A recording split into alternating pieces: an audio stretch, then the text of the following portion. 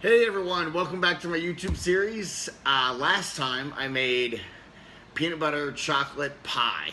So now it's time for round 2 of my cheat series. And I'm kind of excited about it because it sounds really good. We'll see how it goes.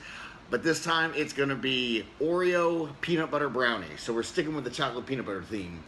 Anyway, let's get started. I'm gonna start with the brownie mix and then we'll move on to the rest.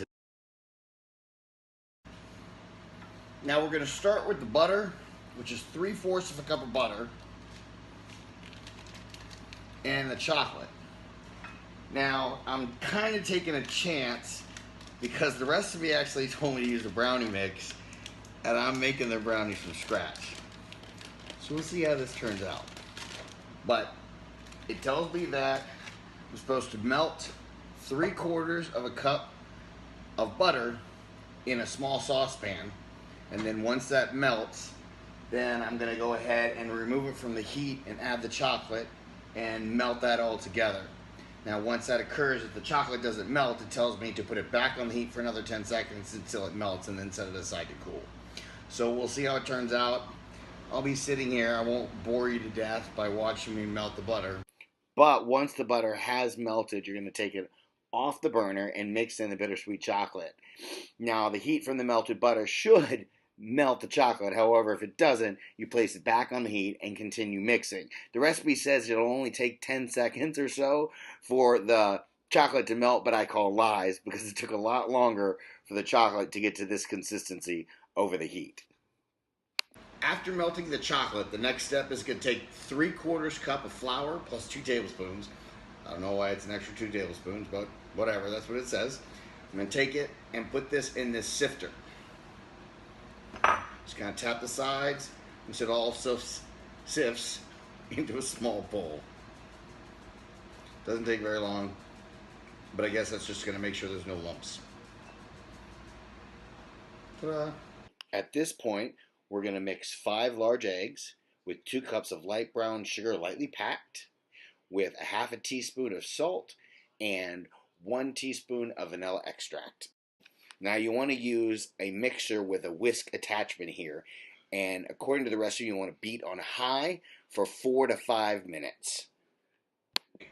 After I whisked this, which took forever, it said 4 to 5 minutes and it took me like 30 minutes to get it to this color and somewhat thick.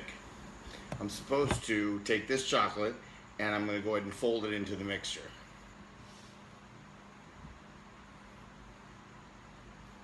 This might take a while, but I'll slowly fold it in and I'll keep mixing it and folding it together until it's all one color. Okay, now it's time to actually get started and put these suckers together. What each brownie is going to require is 2 Oreo cookies, and I'm going to take a teaspoon of peanut butter and spread that over the top of an Oreo cookie. Then I'm going to place that in here. I'm going to do it one more time.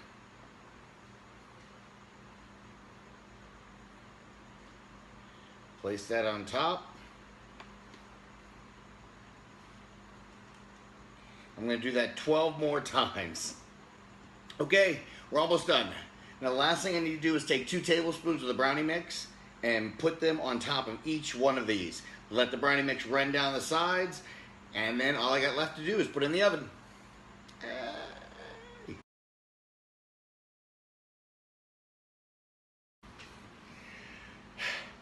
Good morning, everybody. I finished these guys up late last night, but they were too hot to eat, so I let them cool overnight. And now it's time to dig in and see how these things are.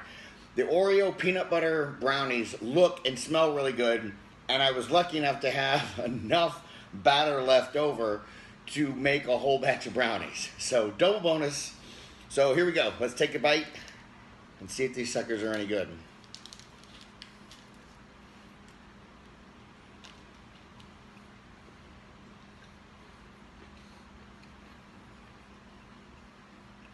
Okay, these are really, really, really good.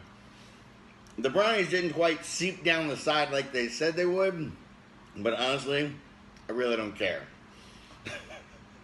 Now let's take a bite of the brownies and see if these are any good.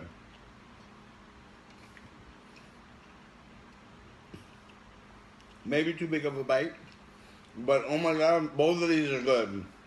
So I am beyond happy. Next time, I might recommend maybe using a brownie mix because it was a lot of effort to make these brownies from scratch, but oh my god, they're good. And one quick note, before you make these, you can't use a little cake tester, you know, we stick a toothpick in, because there's so much chocolate in these. They say that even after the time is up, you still pull the toothpick out and it'll still be a little wet. So you just really have to kind of go with the time for how long you're going to cook it. Anyway, thanks for checking me out.